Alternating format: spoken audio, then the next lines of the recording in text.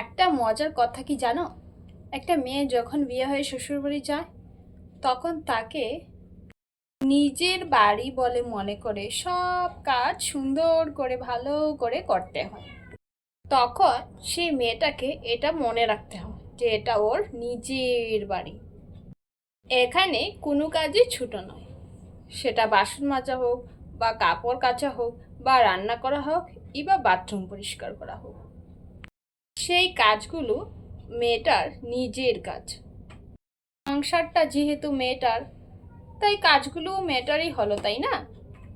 কিন্তু সেই মেয়েটাকে সেই শ্বশুরবাড়িতে যখন কোনো কথা বলতে হয় তখন অনেক ভাবনা চিন্তে করে কথা বলতে হয়, কারণ তখন মেয়েটাকে এটা মনে রাখতে হয় যে এটা ওর নিজের বাড়ি নয়, এটা শ্বশুর বাড়ি।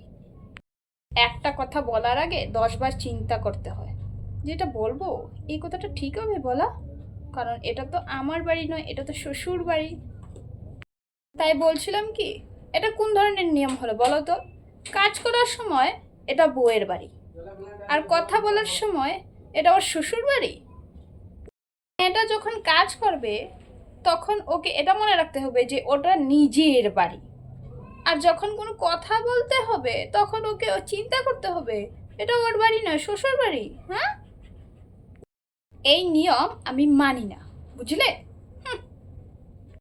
কাজ করার সময় যদি আমি মনে করি যে এটা আমার বাড়ি, আমার নিজের বাড়ি মনে করে সব কাজ করি, তাহলে কথা বলার সময়ও আমি এটা মনে রাখবো যে এটা আমার বাড়ি, শ্বশুর বাড়ি নয়। বুঝলে?